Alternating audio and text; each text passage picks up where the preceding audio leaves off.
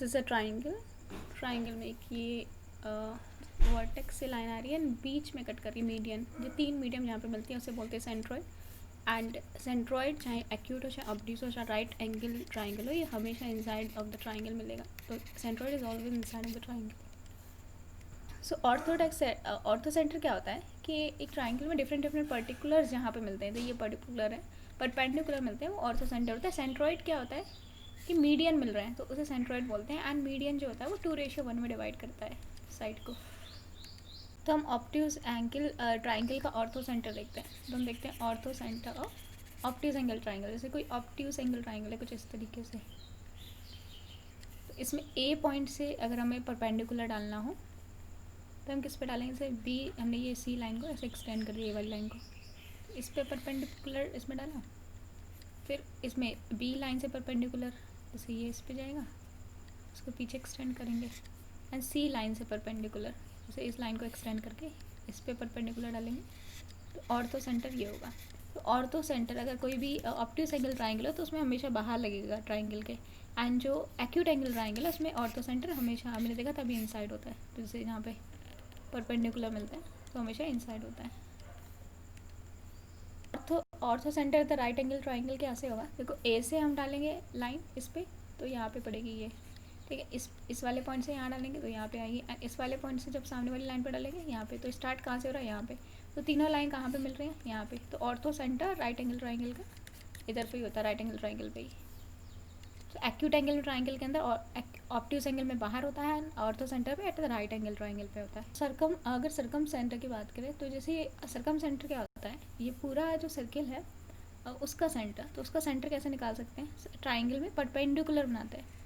Perpendicular बनाते हैं, ज़रूरी नहीं है वो वर्टेक्स से पास हो। जैसे इस लाइन का परपेंडिकुलर, ठीक है, एंड इस लाइन का परपेंडिकुलर, तो वहाँ पे जहाँ पे मिलते हैं उसको सरकम सेंटर बोलते हैं। तो ये परपेंडिकुलर बाइसेक्टर होता है ये। तो ये सरकम सेंटर की लाइन परपेंडिकुलर बाइसेक्टर होती है, ज़रूरी नहीं है वर्टेक्स से पास हो। तो सरकम सेंटर की बात करें, देखो एक्यूट एंगल ट्राइंगल में तो अंदर ही होता है सरकम सेंटर। जैसे अभी देखा, ये एक्यूट एंगल ट्राइंगल है तो यहाँ पे सरकम सेंटर अंदर है। अब हम कोई इसमें अगर हम बात करें किसी, तो सरकम सेंटर की बात करें तो हम किसी ऑप्ट्यूस एंगल ट्राइंगल को लेते हैं। This is obtuse angle triangle. तो इसमें कैसे बनेगा? Wait, let's take an obtuse angle triangle. तो इसमें हर एक परपेंडिकुलर बाइसेक्टर बनाना है हर एक लाइन पे। तो एक ये लाइन जाएगी, एक लाइन ये जाएगी, एंड एक लाइन ये जाएगी। तो कहीं यहाँ पे आके मिलेगा तो ये होगा सरकम सेंटर। तो ऑप्ट्यूस एंगल ट्राइंगल में हमेशा बाहर होगा। और राइट एंगल ट्राइंगल में कहाँ होगा? जैसे इसका परपेंडिकुलर बाइसेक्टर इसका एंड इसका, ये जाके यहाँ मिलेगा, ये जाके यहाँ मिलेगा। तो ये हाइपोटेनियस के मिड पॉइंट पे होता है। राइट एंगल के केस में हाइपोटेनियस के मिड पॉइंट पे होता है bisector. So let's talk about the in center. In center means angle bisector, okay? तो जैसे ये ट्राइंगल है, ठीक है, ये ट्राइंगल है, तो इसका यहाँ से एंगल बाइसेक्टर, यहाँ से एंगल बाइसेक्टर एंड यहाँ का एंगल बाइसेक्टर, ठीक है, ये होता है इन सेक्टर। तो in sector is angle bisector. जैसे टेबल है, जैसे सेंट्रॉइड जो होता है वो हमेशा अंदर होता है। सेंट्रॉइड चाहे तीनों ट्राइंगल हो हमेशा अंदर होता है। ऑर्थो सेंटर की बात करें तो वो ऑप्टिक्स एंगल ट्राइंगल में बाहर होता है एंड सरकम सेंटर भी बाहर होता है। और जो इन सेंटर होता है वो हमेशा अंदर होता है, ऑलवेज इनसाइड। एंड सरकमस्टेंसेस में ये circumcentre the mid point of hypotenuse, तो राइट एंगल ट्राइंगल में यहाँ पे होता है and orthocentre right angle पे होता है। तो ये टेबल है। तो क्वेश्चन पूछा है what is the radius of the circle that circumscribing A triangle. Okay, ऐसे सर्कल की रेडियस निकालनी है, ठीक है, जो एक ट्राइंगल उसके अंदर हो, मतलब उसकी सरकम रेडियस निकालनी है, इसका मतलब ये है, ठीक है। और हमें दे रखा है साइड इसकी है 5, 12, 13। तो हमें पता है सरकम रेडियस होती क्या है। देखो 5, 12, 13 है ये, तो हमें सरकम रेडियस होती है हमारी हाइपोटेनियस बाई 2। तो ये होती है हाइपोटेनियस बाई 2, मतलब 13/2, answer 6.5। So circumradius will be 6.5, that will be 6.5। अब जैसे क्वेश्चन है इन रेडियस निकालनी है, जिस सर्किल जिस ट्राइंगल के साइड्स है 24, 7 एंड 25। तो हमें पता है इन रेडियस का फॉर्मूला क्या होता है, तो इसकी इन रेडियस निकालनी है। So r equals to a plus B minus C upon 2. तो इसे 24 plus 7 minus 25 upon 2. This means 6 upon 2 like 3 centimetre will be the answer.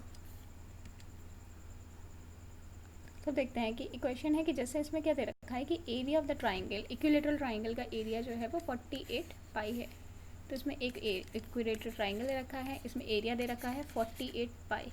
And ये इक्विलेटरल ट्राइंगल में सारी साइड सेम है.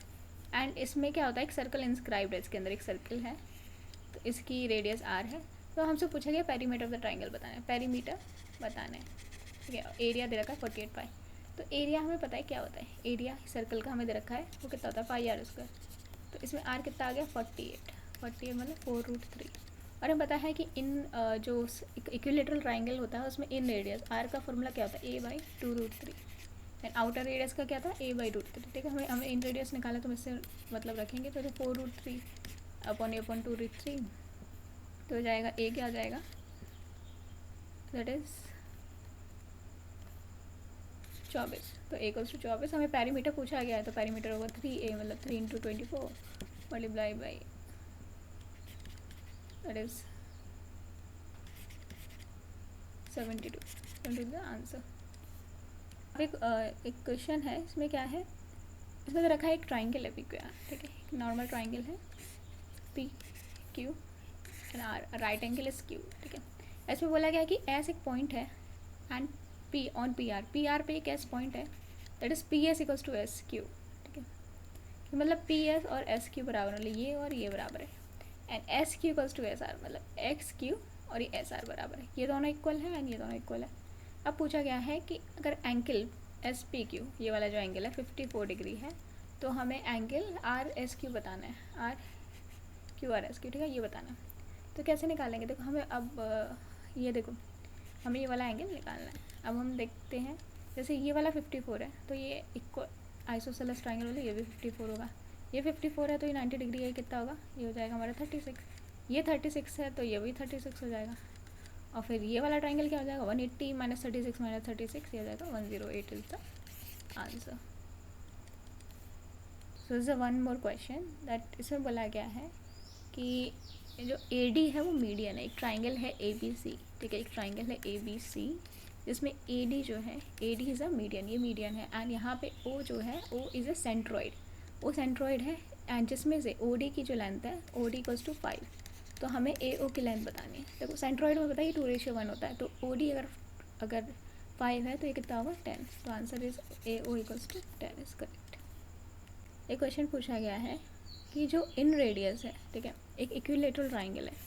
ठीक है, एक इक्विलेटरल ट्राइंगल है मतलब तीनों साइड बराबर हैं. तो इसका जो इन रेडियस है मीन्स आर, ठीक है, वो 5 है. तो सरकम रेडियस क्या होगी, मतलब अंदर वाले ट्राइंगल की रखिए, बाहर वाले ट्राइंगल की पूछिए. देखो हमें पता है कि इन रेडियस इक्विलेटरल ट्राइंगल की क्या होती है, a/2√3.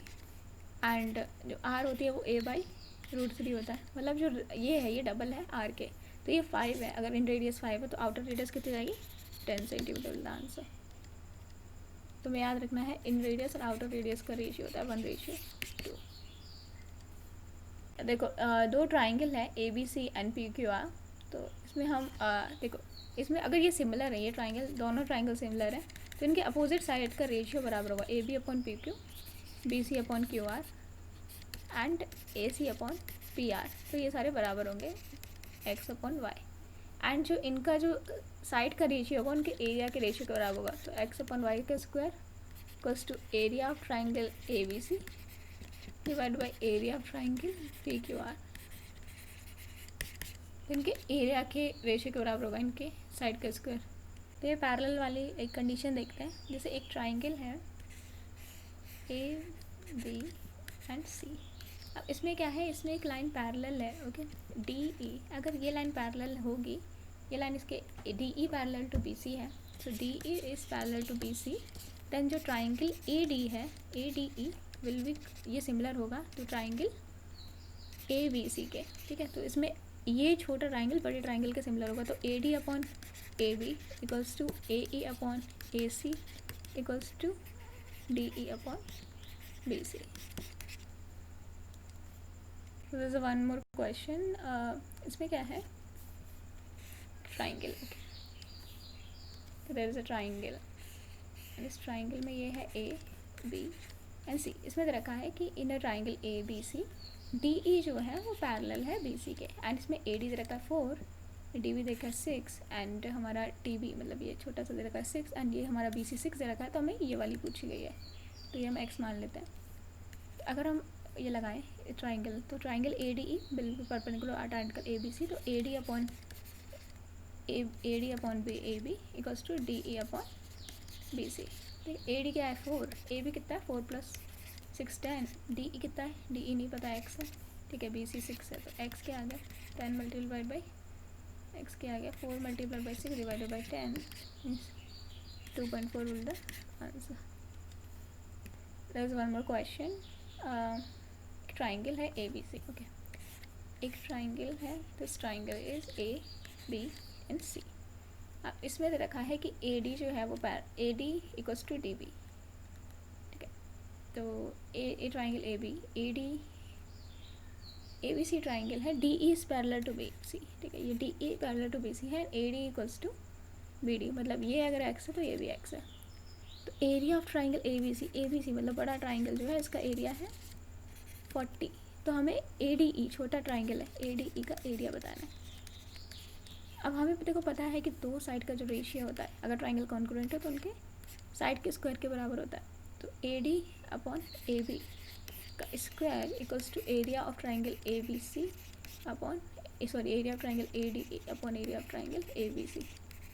तो हम ए डी हमारा कितना है, ए डी हमें नहीं पता, ए डी हमारा एक्स है, तो ए बी कितना हो जाएगा 2x, तो ये 1/2 का square, area of triangle area नहीं पता है हमें, इसका एक्स मान लेते हैं, इसका एरिया चलो वाई मान लेते हैं, चलो ए मान लेते हैं, एरिया मानना है ना, so let's consider it as A. ठीक है, divided by A B C का एरिया कितना जाएगा 40, तो ये कितना आ जाएगा 1/4, ए इक्वल्स टू 10, तो एरिया जाएगा 10। देखते हैं अगर एक तरीके से और दे सकता है तो ट्राइंगल सिमिलर है, जैसे बोलेगा एक ट्राइंगल है ए बी सी। ठीक है, ए बी सी एक ट्राइंगल है जिसमें डी है वो बी सी का मिड पॉइंट है एंड जो ई है वो ए सी का मिड पॉइंट है, तो ये भी इसके पैरेलल होता है। ठीक है, तो भी सेम कंडीशन लगती है, A D upon A B equals to A E upon A C equals to D E upon B C. अब फ़ायदा क्या है, लेकिन फ़ायदा ये है कि रेशियो भी पता चल जाता है, ये 1 होगा तो ये 2 होगा, तो रेशियो होगा 1/2, तो रेशियो भी पता चल जाता है जब मिड पॉइंट दे रखा हो, जब डी और ई ये ऐसा मिड पॉइंट्स, तो हमें रेशियो भी पता चलता है 1:2। This is one question. इसमें बोला गया है कि एक ट्राइंगल है ए बी सी।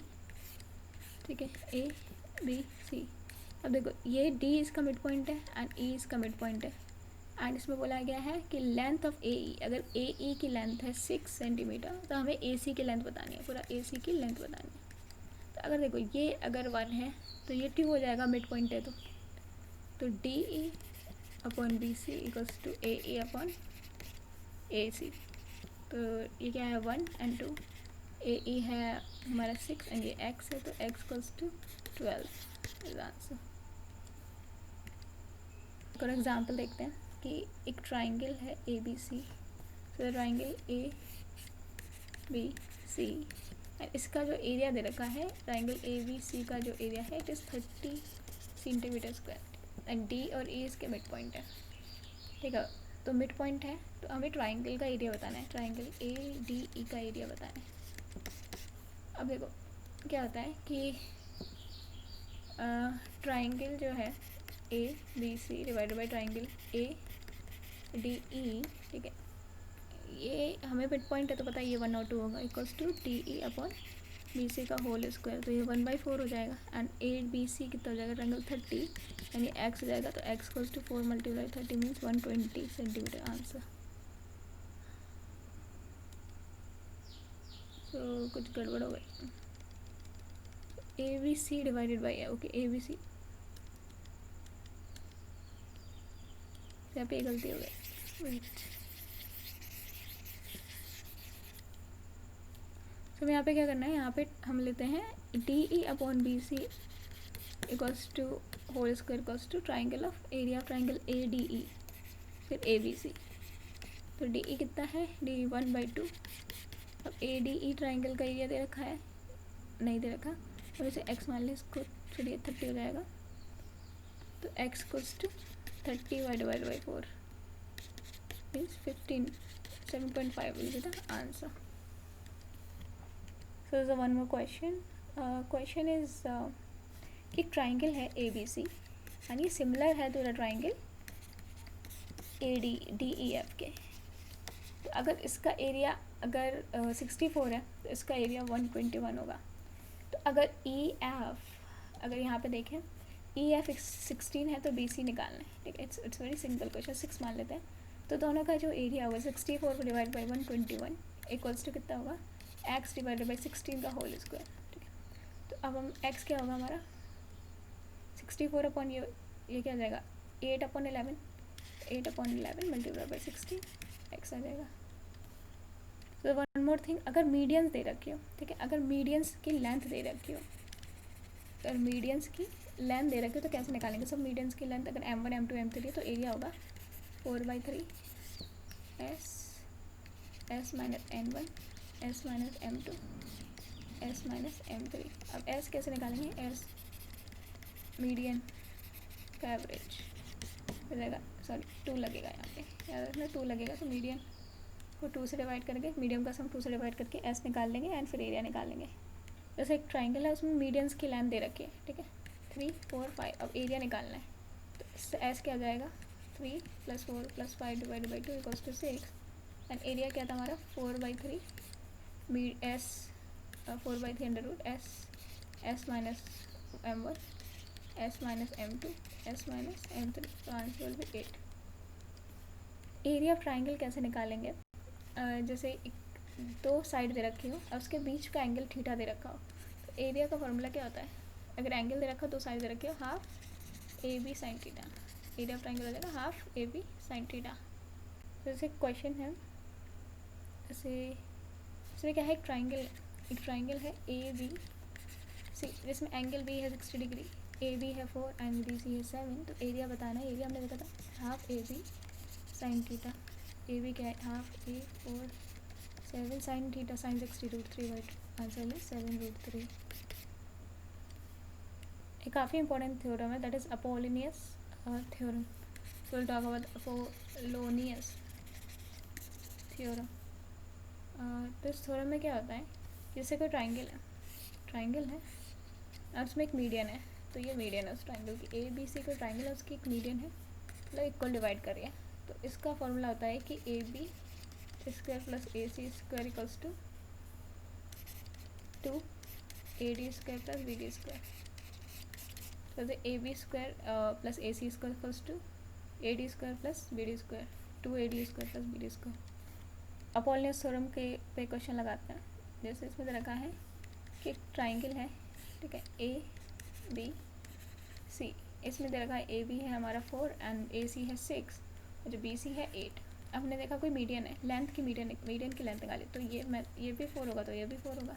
अगर मीडियन निकालनी है तो पूरा 8 है, हाफ ये 4 हो जाएगा. अब मीडियन की लेंथ हम वही अपोलोनियस थ्योरम देखते हैं क्या थी, A B square plus A C square equals to 2 A D square, मतलब ये A D plus B D square. तो क्या आ जाएगी इसकी ए बी स्क्वायर मतलब 4 का स्क्वायर प्लस 6 का square equals to 2 A D कितना है हमारा 4 स्क्वायर प्लस बी डी मतलब एक्स स्क्वायर मान लें. तो ए डी हो जाएगा हमारा √10. तो वन मोर क्वेश्चन कि अगर एंगल बाइसेक्टर दे रखा हो, सपोज ये पूरा ट्राइंगल है एंड पूरे ट्राइंगल में ये एंगल बाइसेक्टर है. ओके, ये एंगल बाइसेक्टर ले इसको डिवाइड कर रहा है. तो इसमें क्या होगा, इसमें अगर ए बी सी है तो इसमें होगा ए बी और ये डी है A B upon B D. ये एंगल बाइसेक्टर है equals to A C upon D C. तो एंगल बाइसेक्टर जैसे ये 5 या 6 या 20 दे रखा हो तो 5/20 इक्वल्स टू 6/x. एक्स मान लो तो उसको x इक्वल्स टू 24 मतलब भी जाएगा 24. तो कब लगता है जब एंगल बाइसेक्टर हो. तो ये एंगल बाइसेक्टर थ्योरम है.